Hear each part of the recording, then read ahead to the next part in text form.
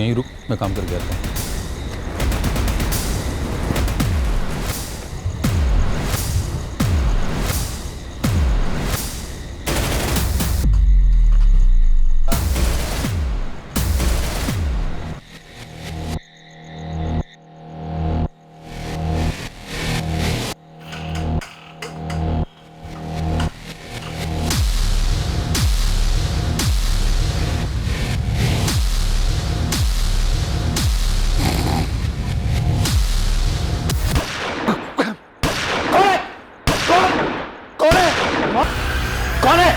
ये आवाज कैसे?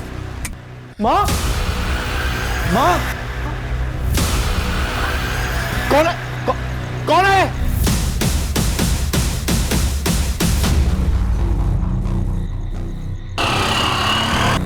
ये तो गोली चलने की आवाज है। कहाँ चली गोली? पापा की सांसें नहीं चल रही। हर्षी, एम्बुलेंस को फोन कीजिए तुरंत। अरे पहले पुलिस को फोन करना चाहिए। अरे पहले हॉस्पिटल तो लेके चलो, बाद में पुलिस को भी फोन कर लेंगे। 49 वर्षीय गृहिणी कविता खत्री, 3 बच्चों की मां, रात के अंधेरे में गोलियों से छलनी कर दी गई। हत्या की मोडस ऑपरेंडी बता रही थी कि हत्यारे खास तौर पर इसी मकसद के लिए आए थे। किसी ने इस अधेड़ उम्र की औरत की ऐसी हत्या क्यों करनी चाहिए थी? इस सवाल का जवाब किसी घुमावदार चक्रव्यूह से कम नहीं था।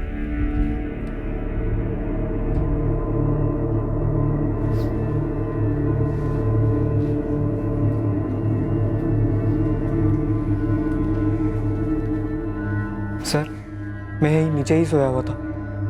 सर, मैं अपने कमरे में सोया हुआ था। आप दोनों में से किसी ने भी शूटर को नहीं देखा?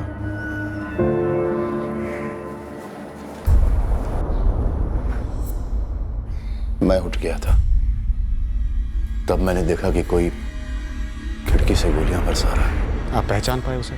जी नहीं, ठीक से दिखा नहीं चेहरा। मैं बाहर की तरफ भागा। आसपास के सभी लोग जाग गए थे, बाहर भी आए, लेकिन तब तक वो गायब हो चुका था।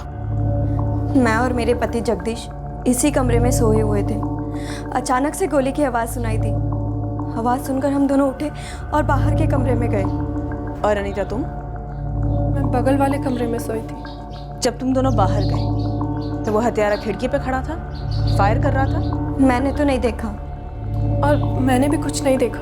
गोलियों की आवाज सुनकर हम सब तुरंत अपने घरों से बाहर आए। हम जब यहाँ पहुंचे तो देखा कि रघु जी गोली चलाने वाले को ढूंढ रहे थे। आप में से किसी ने भी किसी को यहाँ से भागते नहीं देखा? साहब जी, जब तक हम पहुंचे वो गायब हो चुका था। रघु जी, कविता जी हमेशा उसी बेड पर सोती थी? हाँ साहब। तो जाहिर सी बात है कि जो भी आए थे, हत्यारा या हत्यारे, पहले से जानते थे कि कविता जी हमेशा इसी खिड़की के पास होती थी। उन्होंने घर के अंदर घुसने की कोशिश भी नहीं की। सर, आप कह रहे हैं कि वो लोग सिर्फ माँ को मारने आए थे? लग तो ऐसा ही रहा है। सिर्फ उन्हीं पर इतनी सारी गोलियां चलाई गई, किसी और पर नहीं। लेकिन क्यों साहब? मेरी पत्नी की किसी से क्या दुश्मनी हो सकती है? इस सवाल का जवाब तो हमसे बेहतर आप दे सकेंगे। आप सोचकर बताइए कि आपकी किससे ऐसी दुश्मनी थी? 5 गोलियां दागी गई उनमें, करीब से, एक भी चूकी नहीं। हार्ट, लंग्स, एब्डोमेन पूरी तरह से छन्नी हो चुके थे। ऑन द स्पॉट मौत हो चुकी होगी। आप लोगों की कॉलोनी के पास जहां भी सीसीटीवी हैं, वहां की फुटेज मंगवाएंगे और चेक करेंगे। लेकिन आप भी हमें सोचकर बताइए कि कविता जी को कोई क्यों मारेगा? आपकी माता जी, आपकी पत्नी क्यों मारी गई? किसी पे कोई शक? सर, मेरी माँ के एक कज़न भाई बंसीधर मामा जी और उनका बेटा धीरज। कहाँ रहते हैं ये लोग? वैसे मसला क्या है? ज़मीन, यहीं रहते हैं जोधपुर में। हमारे नाना जी की एक पुश्तैनी ज़मीन है, उसको लेकर के बंसीधर मामा जी और माँ के बीच में कुछ दिनों से झगड़ा चल रहा था। ये तुम्हारे बंसीधर मामा जी और धीरज, इन दोनों का एड्रेस और फोन नंबर दो। आप कुछ नहीं बोल रहे हैं रघु जी? क्या बोलूं साहब, कुछ समझ ही नहीं आ रहा। 30 साल की शादी थी हमारी, 3 बच्चे, ये गिरस्ती, सबका सब एक ही झटके में खत्म कर दी। किसने? क्यों? जी, अभी अभी एक फोन आया रिश्तेदार का, कविता की हत्या के बारे में। बंसीधर जी, आप और आपका बेटा धीरज तुरंत केवटिया पुलिस थाने आ जाइए, जरूरी बात करनी है। हमसे क्या बात करनी है आपको? और हम कविता के घर से काफी दूर रहते हैं, कदरिया चौक में, और वहां जो कुछ भी हुआ उसमें हम क्या बता सकते हैं? आप बंसीधर जी, आप आइए, बात करते हैं। नहीं आए तो हमें आना होगा। हम आते हैं। जगदीश ने जमीन का मसला उठाया होगा पुलिस वालों के सामने। वो हमें फंसाने की कोशिश कर रहा है। देखते हैं। धीरज, चले। हाँ पापा। पापा मैं 2 में तैयार होके आया। जल्दी बोल। कोई नहीं, टेंशन मत ले, मैं संभाल लूंगा।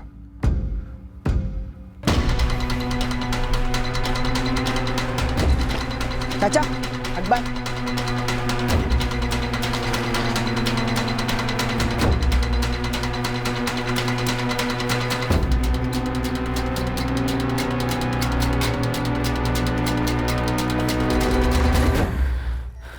पापा, माँ मान नहीं रही थी, इसलिए मामा जी ने सुपारी उपारी दे दी।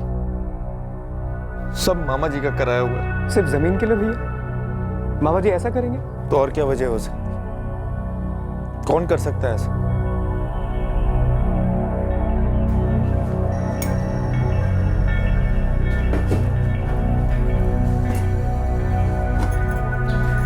अनीता, तुम गलत कप निकाल रही हो।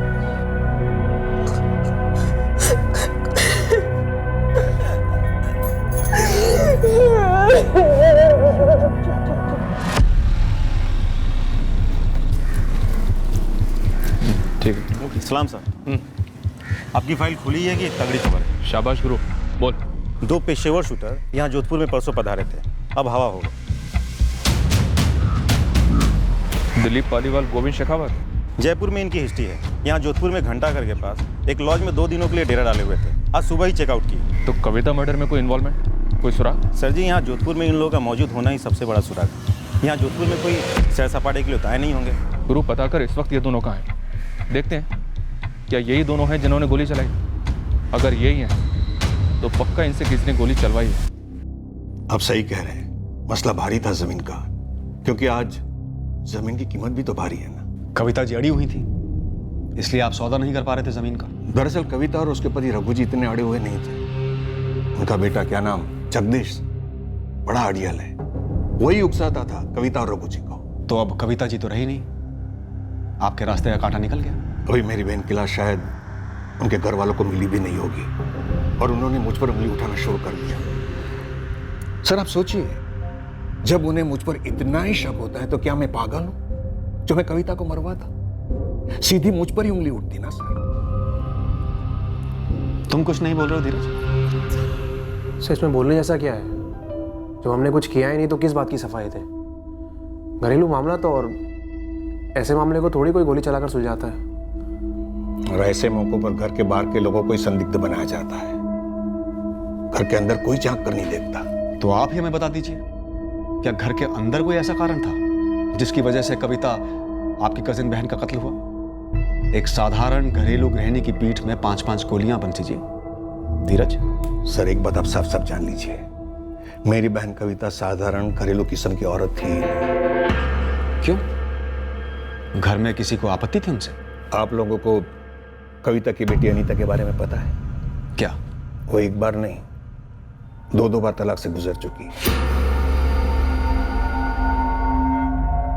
तो क्या इन 2 तलाकों की वजह से कत्ल हुआ हो सकता है? सर, जमीन के विवाद की कड़वाहट को लेकर कत्ल हो सकता है, तो रिश्तों की खटास की वजह से क्यों नहीं?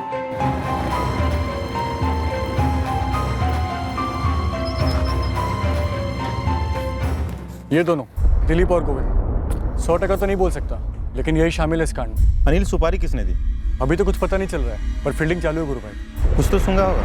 एक बात है भाई, कोई और पेशेवर मर्डर तो हुआ नहीं इतने दिन से हमारे जोधपुर में। अब ये 2 पेशेवर यहीं थे, तो 2 और 2 4 तो इन्हीं के साथ हो रहा है ना।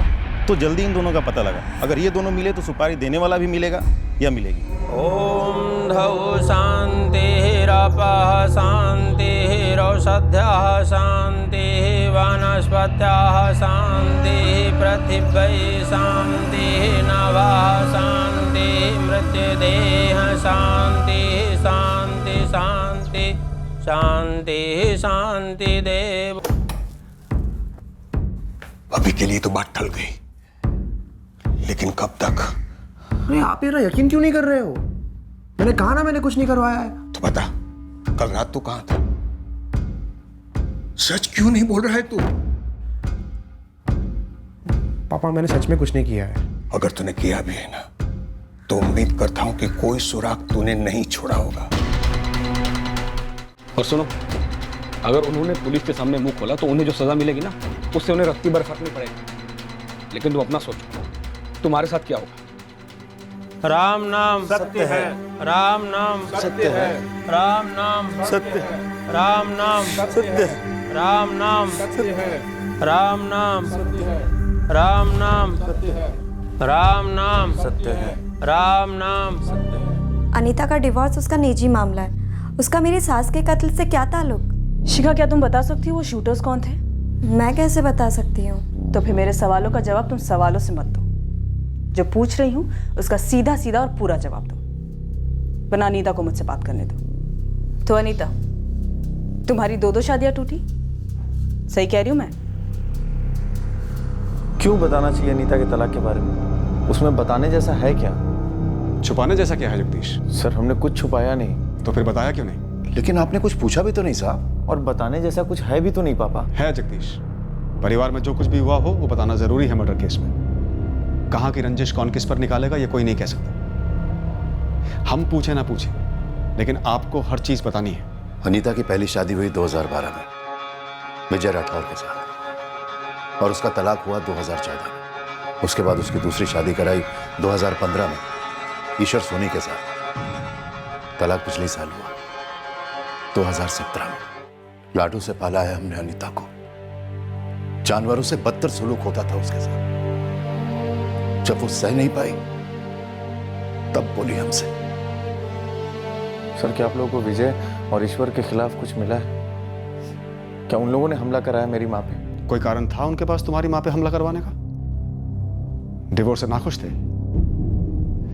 वैसे डिवोर्स लेने का फैसला किसका था? क्या बात है जगदीश?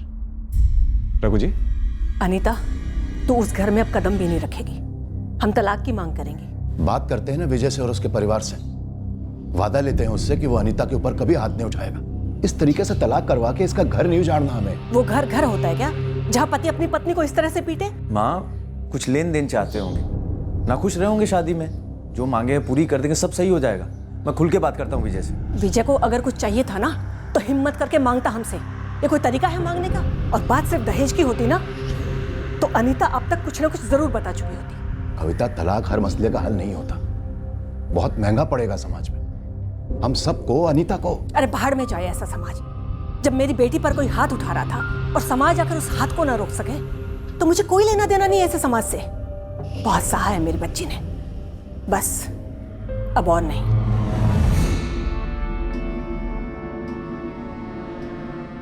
माँ, अब आप कहेंगे कि ईश्वर से भी तलाक ले लो। तुम्हें दिखाई नहीं दे रहा? तुम्हारी बहन का क्या हाल किया है उसने?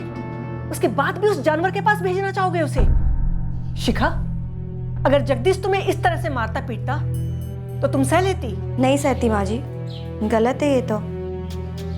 कविता, बड़ी मेहनत करके दूसरी शादी करवाई अनीता की। तो हम और मेहनत करेंगे और तीसरी शादी करवाएंगे। विजय और ईश्वर गलत थे, इसके लिए गलती हमारी थी, हमने चुना। लेकिन इस बार सही चुनेंगे। ऐसे भी बिरादरी में इतनी बदनामी हो चुकी है। जब मेरी बेटी घर के अंदर दर्द से कराह रही थी तो बिरादरी आई थी उसका हालचाल पूछने के लिए। सुनो जी, हमारे जमाने में औरतों ने बहुत कुछ सहा है, लेकिन अब नहीं।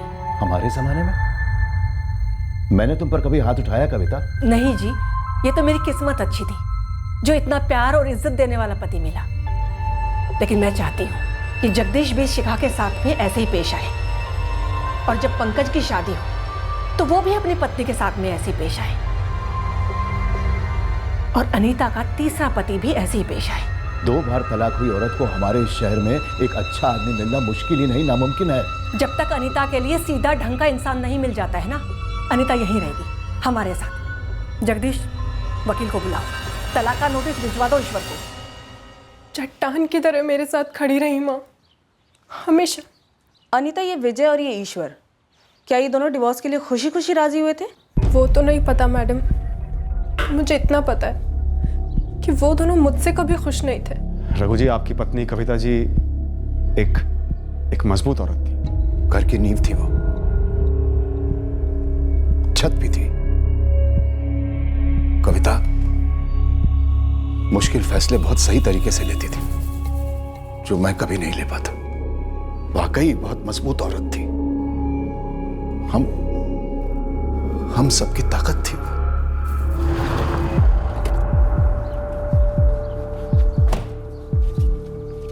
ये विजय राठौर का घर यही है? जी मैं माँ हूँ विजय की। क्यों मिलना है? क्या आपको पता है कि विजय राठौर की भूतपूर्व सास कविता खत्री, उनका मर्डर हो गया है? जी पता चला।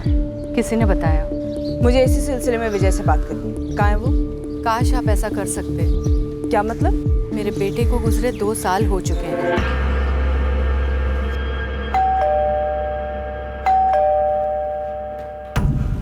ईश्वर सोनी यहीं रहते? जी हाँ, मैंने पढ़ा था अखबार में कविता जी के बारे में। कभी सास थी तुम्हारी? 1 साल पहले। 13 जून की रात मर्डर हुआ।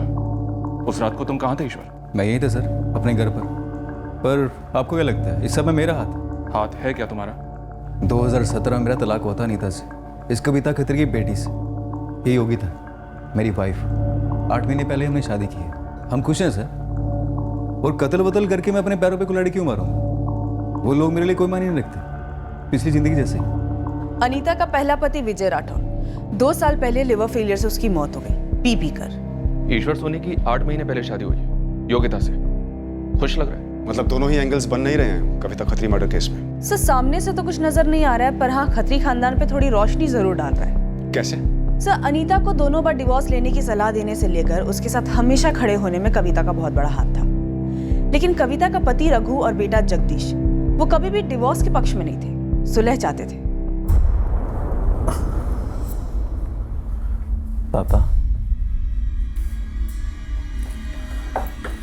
पापा ये वक्त मजबूत रहने का है।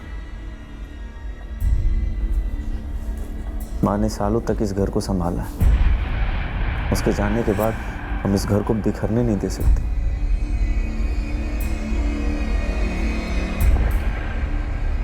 तुम इनसाइड जॉब की तरफ इशारा कर रही हो?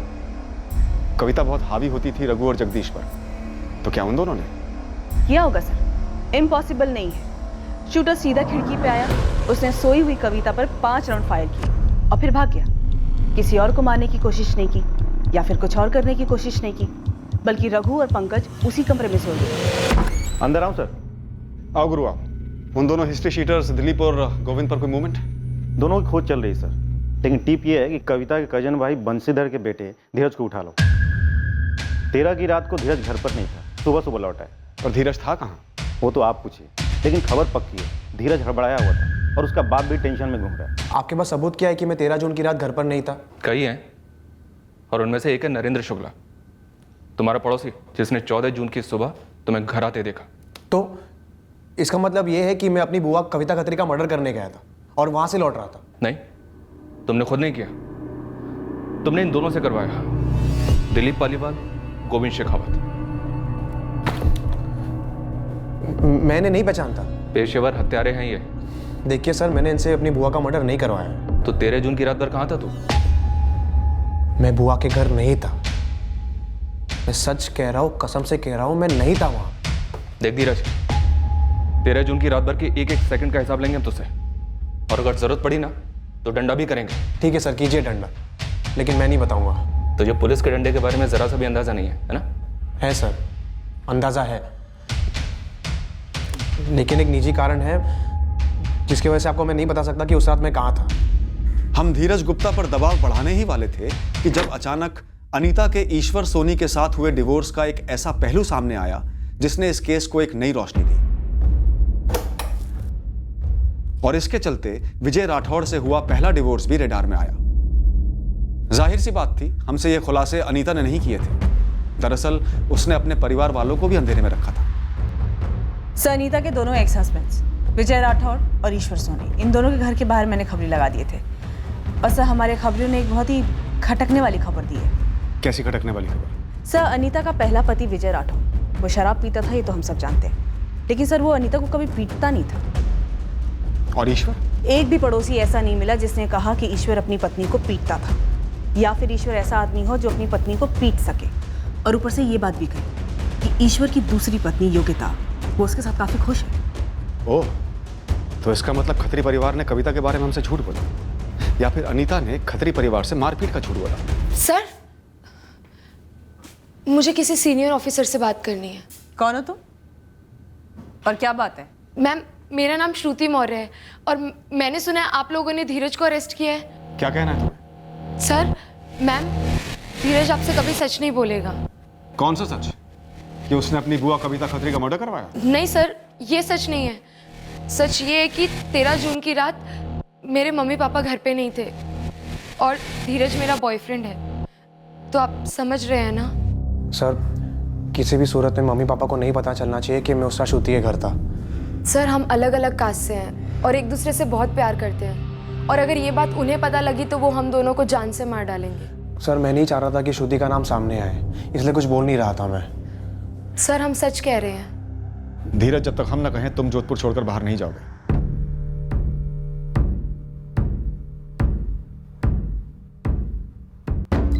देखो, तुम्हारी वजह से मेरी जान खतरे में आ गई। वो पेशेवर हथियार हैं, अगर उन्हें पैसे नहीं मिले तो मुझे छोड़ेंगे नहीं और ना ही तुम्हें छोड़ेंगे। अरे मैंने तुम्हारी मदद की और तुमने मेरी जान खतरे में डाल दी। तुम्हें समझ आ रहा है कुछ? वाह, कविता जी का मर्डर होने के बाद पहली बार ये पूछना किसी ने जरूरी समझा। और अनीता ने मेरे पति के खिलाफ घिनौने और बेबुनियाद इल्ज़ाम लगाए थे, लेकिन मुझे खुशी है कि ये मेरी ज़िंदगी में आए। और मुझे खुशी है कि आप इल्ज़ाम नहीं लगा रहे बल्कि पूछ रहे हैं इस बारे। तो बताइए, सच क्या है? सच तो ये है सर कि अनीता झूठ बोलती थी। मैंने बेल्ट से तो क्या, कभी इसको थप्पड़ तक नहीं मारा, कभी हाथ तक नहीं उठाया उसको। तो फिर अनीता अपनी माँ से झूठ क्यों बोलती थी? वो तो सर आप उसी से पूछिए। लाडली थी उस घर की, जो वो बोलती उसकी माँ सच मान लेती थी। ये बिल्कुल झूठ था कि विजय पीकर अनीता के साथ मारपीट किया करता था। ऐसा कभी भी कुछ नहीं हुआ। तो फिर अनीता और उसकी माँ कविता खत्री ने जब उस पर मारपीट का आरोप लगाया तो विजय ने मना क्यों नहीं किया? देखिए, विजय पियक्कड़ था ये सभी जानते थे, फिर एक पियक्कड़ की बात पे कोई भरोसा क्यों करता? ऊपर से अगर विजय अपनी सफाई में कुछ भी कहने की कोशिश करता तो मारपीट, दहेज वहेज कोई भी केस ठोक देते अनीता और उसके घर वाले। इससे तो हमारी मुसीबत और दुगनी हो जाती ना। 99% केसेस में क्या होता है, लड़की जैसे ही लड़के पे मारपीट का आरोप लगाती है, लड़का जेल के अंदर। आप तो जानते ही होंगे, आप ही लोग करते हैं। और मुझे जेल जाने का कोई शौक नहीं। ऊपर से मैं शौक था अनीता ने मुझ पर ऐसे इल्ज़ाम लगाए, इसलिए चुपचाप डाइवोर्स दे दिया। अनीता, क्या ये सच है?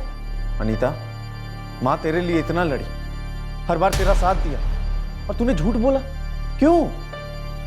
अनीता, हम कहीं सुनी पर नहीं जा रहे हैं। हमने बहुत छानबीन करके पता लगाया है कि ना तो विजय राठौड़ तुम्हें टॉर्चर किया करता था और ना ईश्वर सोनी। तो फिर माजरा क्या था? और तेरी माँ तेरे इस झूठ को पकड़ ही नहीं पाई, कैसे? अनीता, क्या तुमने ये सारा नाटक, ये सारे झूठ रतन सिसोदिया के लिए बोले? ये चैट मैसेजेस, ये सारे मैसेजेस तुम्हारे हैं रतन सिसोदिया के साथ। और अनीता, इन्हें देख के तो लग रहा है कि तुम्हारी काफी पुरानी जान पहचान है उससे। हम सब जानते हैं रतन, हमारे एरिया में ही रहता है। नमस्कार, वेलकम, सुस्वागतम। पधारो हमारा देश। जोधपुर के शानदार शहर में आप सभी लोगों का बहुत बहुत स्वागत है। मैं रतन सिसोदिया, आज के लिए आपका टूर गाइड। मैं वादा करता हूं कि आज के दिन ना तो मैं ना ये शहर आपको किसी भी तरह से निराश करे। तो आज के लिए हमारा सबसे पहला स्टॉप है जोधपुर का घंटाघर। वहां से हम मशहूर मेहरानगढ़ फोर्ट जाएंगे। ये जोधपुर की शान माना जाता है। अभी 11:30 बज रहे हैं, हम 1 बजे तक यहीं रहेंगे।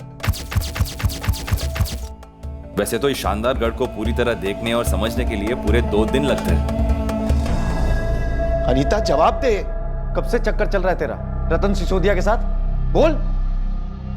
कोई बात नहीं, हमारी टीम गई है उसे लाने। 2 डंडे मारेंगे, सारा चक्कर सामने आ जाएगा। नहीं नहीं सर, आपसे कभी नहीं मारेंगे। और हमारा कोई चक्कर वक्कर नहीं है, प्यार है हमारा, सच्चा प्यार, सालों का प्यार। तुम्हारी पहली शादी से भी पहले का।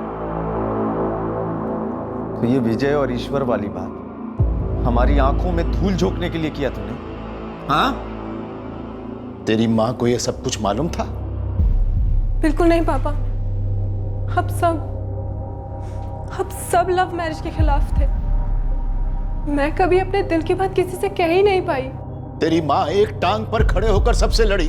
जानती हूँ पापा, पर मैं फिर भी कभी कुछ नहीं कह पाई। और वैसे भी आप खुद ही तो कहते थे कि मैं कभी अपने पसंद का लड़का नहीं चुन सकती। अरे कहा था तो क्या तू ऐसा कर देगी? दो लोगों पर झूठे इल्जाम। अनीता, कहीं ऐसा तो नहीं कि कविता जी ने तुम्हारी चोरी पकड़ ली हो और तुमने रतन के साथ मिलकर उन्हें? नहीं नहीं सर, आप ये कैसी बातें कर रहे हैं? रतन तो खुद 1 महीने बाद भैया और पापा से मेरा हाथ मांगने वाला था। 8 साल पुराना रिश्ता है हमारा। मैं उससे शादी करना चाहता था। हम सबको सब कुछ बताने वाले थे साहब। और उसके पहले ही कविता जी को पता चल गया, और इससे पहले कि वो किसी और को कुछ बोलती या विरोध करती, तुमने उन्हें मरवा दिया। अनीता सच बोल। मैंने कुछ भी नहीं किया है। अगर रतन ने ये सब करवाया है ना, मैं कभी उसका चेहरा भी नहीं देखूंगी। अब रतन पे इल्जाम लगा रही, जैसे पहले विजय और ईश्वर पे इल्जाम लगाया। हाँ, उन दोनों की जिंदगी खराब, यहाँ हम सब परेशान, बस इस एक झूठ के लिए। डर के मारे मैंने झूठे इल्जाम जरूर लगाए थे, पर ये भी बिल्कुल सच है पापा। मैंने या रतन ने माँ को नहीं मरवाया है। साहब गरीब फैमिली से हूँ, बहुत मुश्किल से मेहनत करके टूरिस्ट गाइड बना हूँ। आपको ऐसा क्यों लगता है कि अनीता की माँ को मारकर मैं उसे शादी कर पाता? शायद वही सबसे बड़ी अड़चन हो। अड़चन कैसी साहब? वो तो हमेशा अनीता का साइड लेती थी, अड़चन दूर करती थी, बल्कि सपोर्ट करती है हमारा। लव मैरिज में नहीं करती। करना होता तो पहली शादी के पहले ही बोल दिया होता अनीता ने घर पे। साहब अनीता का 2 बार डिवोर्स हो चुका है। अब जाके मैं उसकी माँ से उसका हाथ मांगने वाला था। तो तुझे मालूम था कि अनीता जो कुछ भी अपने पतियों के बारे में बता रही है वो बड़ा चढ़ा कर बता रही है? साहब अंदाजा था मुझे, लेकिन मैं और अनीता एक दूसरे से प्यार करते हैं, तो वो वहां उसके पतियों के साथ खुश कैसे रह पाती?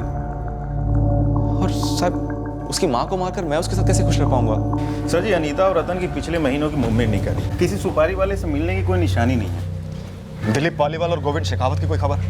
सारे पुलिस स्टेशन अलर्ट पर हैं, फिर भी उनका कोई ठिकाना नहीं मिल रहा। मेरे बंदे सारे हिस्ट्री शीटर्स का भेजा खा रहे हैं, कहीं से कुछ सामने नहीं आ रहा। पेशेवर हैं तो सुपारी तो निकली होगी इस कविता खत्री की। कविता का पति रघु और बेटा जगदीश, इनके खिलाफ भी कुछ ठोस हाथ नहीं लगा। मेरा शक इन पर ज्यादा जाता है।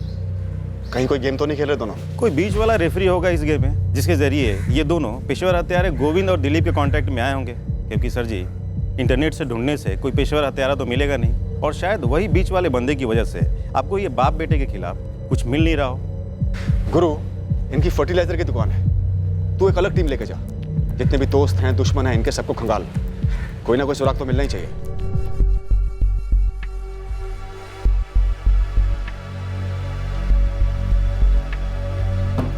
शिखा जी? क्या तुम्हें भी नहीं पता था कि अनीता और रतन के बीच में ऐसा कुछ चल रहा है? मुझे कैसे पता होता?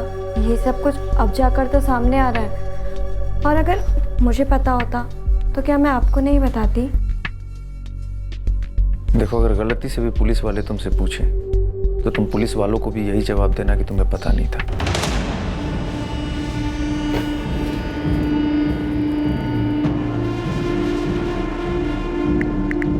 कैसे हो? मारा तुम्हें पुलिस ने?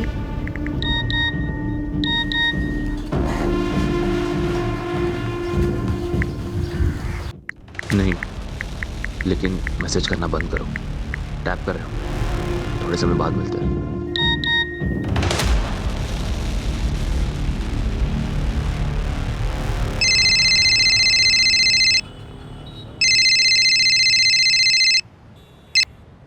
हेलो, मैं केवटिया पुलिस थाने जोधपुर से बोल रही हूँ। आप कौन बोल रही हैं? जी मैं हिना कुरैशी बोल रही हूँ। कहाँ से बोल रही हैं आप? जैसलमेर से। रतन सिसोदिया को जानती हो? जी जानती हूँ मैडम, टूरिस्ट गाइड है। क्या बात है मैडम? पूरा जैसलमेर जानता है उसे? नहीं, लेकिन तो फिर आप कैसे जानती हैं? जी मैडम, मेरे यहाँ पर बाइक रेंट पे देने की दुकान है और रतन टूरिस्ट गाइड है, तो काफी टूरिस्ट लेकर आता है यहाँ पर बाइक हायर के लिए। पर आप क्यों पूछ रही हैं? काफी बातें होती हैं आपकी रतन से फोन पर। ओह मैडम, क्या मतलब है आपका? हाँ, यहाँ मेरे पास 1 दर्जन बाइक है और मेरे शौहर आमिर कुरैशी की किले के अंदर आर्टिफैक्ट की एयर कंडीशन दुकान। कोई एवी गेवी लोग नहीं है कि आप फोन उठाकर यहाँ पर ये भद्दे सवाल करेंगी। यहाँ जोधपुर में एक मर्डर हुआ है और इस सिलसिले में हम रतन के बारे में कुछ जानकारी हासिल कर रहे हैं। देखिए मैडम, मुझे इतना पता है कि टूरिस्ट गाइड, बाकी की जानकारी आप किसी और से हासिल करिए। बहुत काम है इधर, रखती हूँ।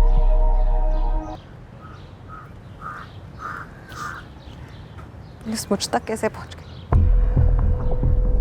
रतन के फोन रिकॉर्ड में तो ऐसा कुछ भी नहीं दिख रहा है जो मर्डर से जुड़ सके। अनीता के भी नहीं। अनीता और रतन के चैट रिकॉर्ड्स में से कुछ नहीं मिला सर। वो लड़का धीरज और उसका पिता बंसीधर, कुछ नहीं? कुछ नहीं सर। कविता खत्री की किसी से कोई पर्सनल लड़ाई, किसी अगल बगल के पड़ोसी से? जी नहीं सर, सिवाय कविता के कजन ब्रदर के साथ जमीन का मसला और बेटी के दोनों डिवोर्स की टेंशन को छोड़कर सारा ट्रैक रिकॉर्ड क्लियर है। मतलब हम घूम घूम कर वहीं आ गए जहां से हम शुरू हुए थे।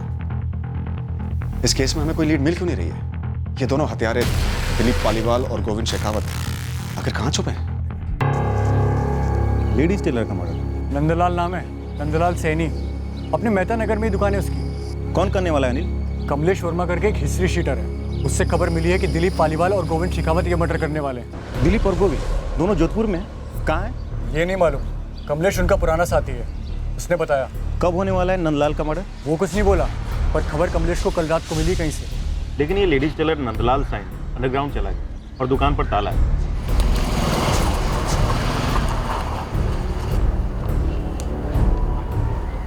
फोन भी बंद है और मोहल्ले में किसी को कुछ नहीं पता है कि नंदलाल गायब कहाँ हो। फिर इससे पहले नंदलाल को टिप मिली होगी कि दिलीप और गोविंद आ रहे हैं उसके। पर ये दोनों लेडीज टेलर को क्यों मारने वाले हैं? किसी लेडीज पे कोई हाथ डाला क्या? उसी टाइप की कोई दुश्मनी निकाल रहे हैं? पता नहीं सर, और ये भी नहीं पता कि मारने का कब प्लान है। अगर प्लान बना है तो ये दोनों दिलीप और गोविंद या तो जोधपुर आ चुके हैं या आने वाले हैं। फैल जाओ सब, चप्पा चप्पा छान मारो। वैसे भी हमें दिलीप और गोविंद चाहिए चाहिए। कविता मर्डर केस में खोद डालो पूरे शहर को इन सालों के लिए। पूरे जोधपुर में एक सीक्रेट अंडरकवर ऑपरेशन लॉन्च किया गया इन दो हिस्ट्री शीटर्स को धरने के लिए, दिलीप पालीवाल और गोविंद शेखावत। लेडीज टेलर नंदलाल सैनी के लिए भी खोज की गई, जिसके कत्ल की टिप हमें दी गई थी। हमें पता चलने वाला था कि नंदलाल सैनी 2 रात पहले ही घर छोड़कर निकल गया था। अब सवाल यह था कि वो ऐसा क्या जानता था या उसने ऐसा क्या किया था कि 2 पेशेवर शूटर्स उसके पीछे पड़े थे। क्या किसी ने उसकी सुपारी दी थी? अब हमें नंदलाल के बारे में एक चौंकाने वाली खबर मिली। सर पता चला है कि नंदलाल के गैंगस्टर्स के साथ कॉन्टैक्ट्स थे और पेशे से लेडीज टेलर। जी सर, और वो दिलीप पालीवाल और गोविंद शेखावत इन दोनों के टच में भी था। और अब वो दोनों इसे ठोकना चाहते हैं। कहीं हमें घुमाया तो नहीं जा रहा है? सर दिलीप और गोविंद का पुराना साथी कमलेश वर्मा काफी कुछ जानता है ये दिलीप और गोविंद के बारे में। उमेद भवन रोड पे एक गेस्ट हाउस में छुपा हुआ। सर पहली टिप इसी ने दी कि नंदलाल को खतरा है इन दोनों से। उठा लो इस कमलेश वर्मा को, कम से कम इस खतरे का असली कारण तो मालूम चले। सर कल आपको दिलीप और गोविंद तक पहुंचा दूंगा। हमने सुना नंदलाल से जान पहचान थी इन दोनों की, तो फिर दुश्मनी कैसे हो गई? उन लोगों में जान पहचान इसलिए थी क्योंकि नंदलाल एजेंट जैसा था। किसी काम की सुपारी दी थी नंदलाल ने उन्हें, पूरी रकम पकड़ा नहीं रहा था। किसकी सुपारी थी? वो जो लेडीज को ठोका था ना बसेरा कॉलोनी में। बसेरा कॉलोनी में? वो कविता खत्री मर्डर केस? जी जी वही। नंदलाल ने कविता की सुपारी निकाली? सुना तो यही है, क्यों निकाली मुझे नहीं पता साहब। हम किसी नंदलाल टेलर को नहीं जानते। ना, मैं भी नहीं जानती। मैं भी नहीं जानती। रघु जी, हमें पता चला है कि इसी लेडीज टेलर नंदलाल सैनी ने आपकी पत्नी कविता जी की सुपारी निकाली। पर क्यों? हम में से किसी दुश्मनी है उसकी? फिलहाल हम सिर्फ इतना ही जानते हैं, लेकिन बहुत जल्द हथियारे हमारे हाथ में होंगे और हमें पता चलेगा कि कविता जी की सुपारी किसने दी थी। सर, मैं नंदलाल सैनी की कॉल हिस्ट्री छाट रही थी। एक अजीब कनेक्शन मिला। मेरी जैसलमेर में एक लेडी से बात हुई थी। ये नंदलाल सैनी की उस लेडी से लगातार फोन पे बात और चैटिंग होती रही है। कौन है ये लेडी? हिना कुरैशी। हिना कुरैशी रतन सिसोदिया के फोन रिकॉर्ड से फीचर करती थी, राइट? Right sir. और यही हिना कुरैशी टेलर नंदलाल सैनी से भी बात करती है, जो इस वक्त अंडरग्राउंड है और जिसे सुपारी दी है दोनों शूटर्स को, कविता खत्री की। Yes sir. उठा लें सर हिना को। उठा लो अनुज, मगर शोर ना हो। ये केस पक्का अनीता और रतन से ताल्लुक रखता है। ये अनीता हद से ज्यादा झूठ बोल रही है।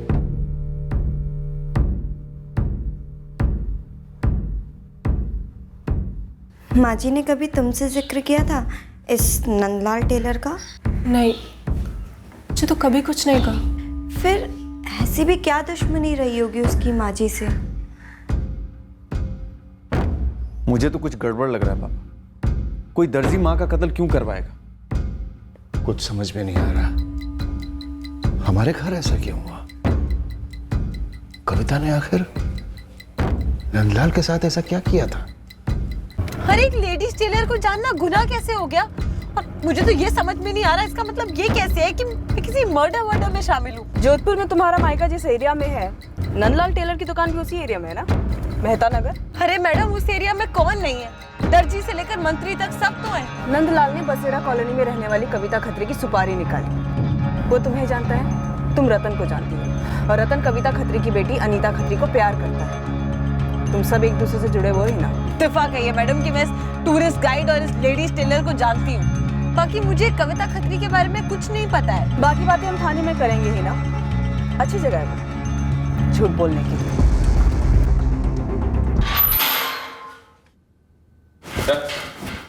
इस केस के सारे खिलाड़ी अब हाथ में थे। अब इस केस की हकीकत सामने आने वाली थी, जो हमारे होश उड़ाने वाली थी। चल लेडीज टेलर, अब पूरी कहानी बता, क्यों दी सुपारी? ये दिलीप और गोविंद का एंगल तो क्लियर है, इन्होंने ट्रिगर दबाया। अपना और हिना का एंगल बता। चल।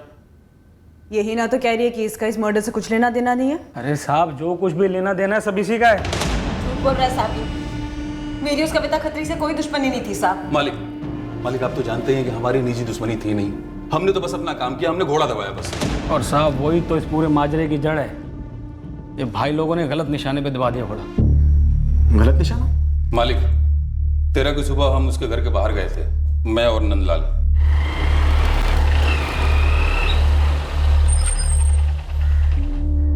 इसे कहते हैं तकदीर।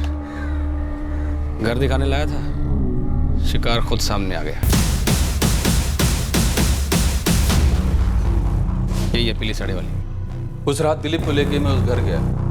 प्लान था कि घर के अंदर जाकर पीली साड़ी वाली को देखकर निशाना लगाना है, लेकिन साहब खिड़की से झांक कर देखा कि पीली साड़ी वाली तो खिड़की के पास ही सो रही थी। मैंने बोला तकदीर देखो।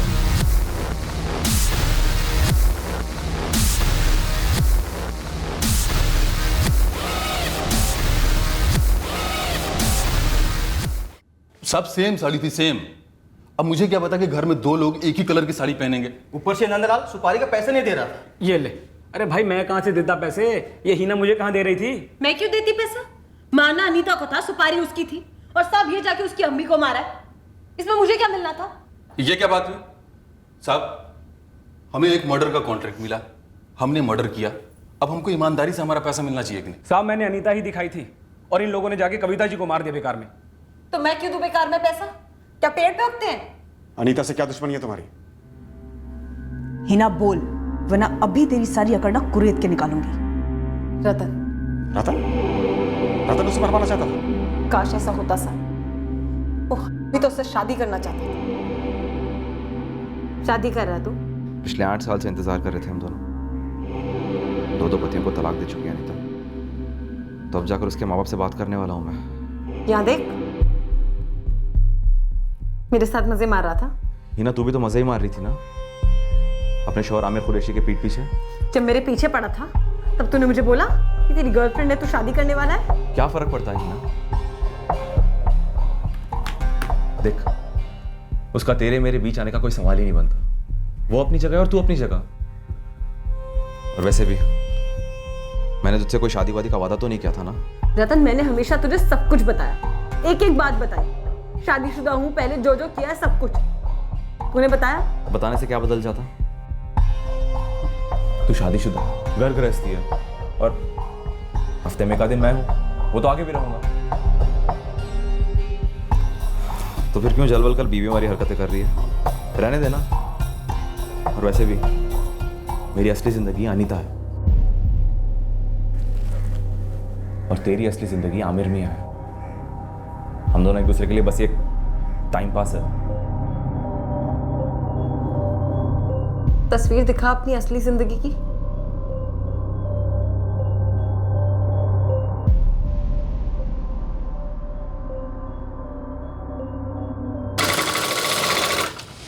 कौन है जिसने तुझे इतना परेशान कर रखा है? नाम बता, बीचों बीच काट डालूंगा साले को।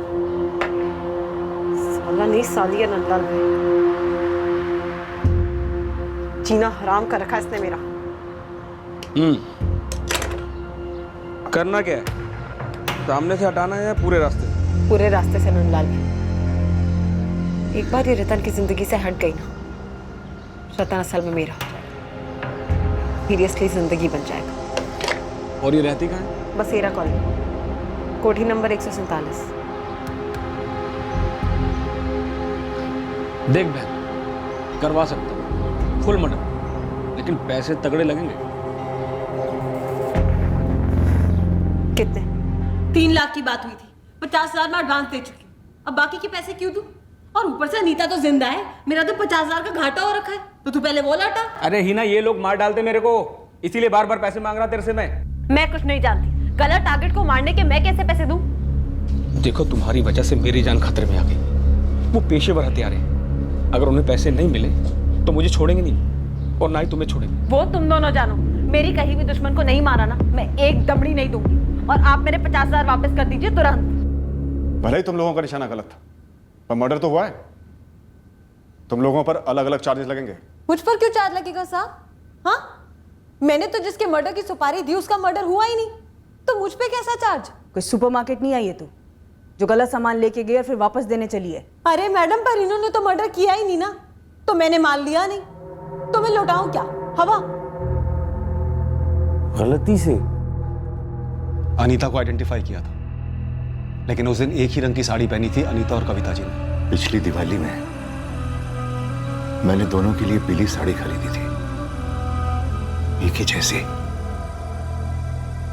ना अनीता ने ना कविता ने कभी यह सोचा होगा कि दोनों एक ही दिन वही साड़ी पहनेंगे, जिसके चलते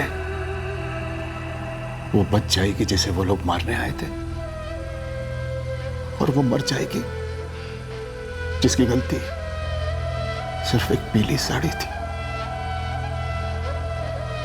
अनीता ये जानकर शॉक में चली गई कि असली निशाना वो थी, पर उसकी जगह उसकी मां मारी गई थी।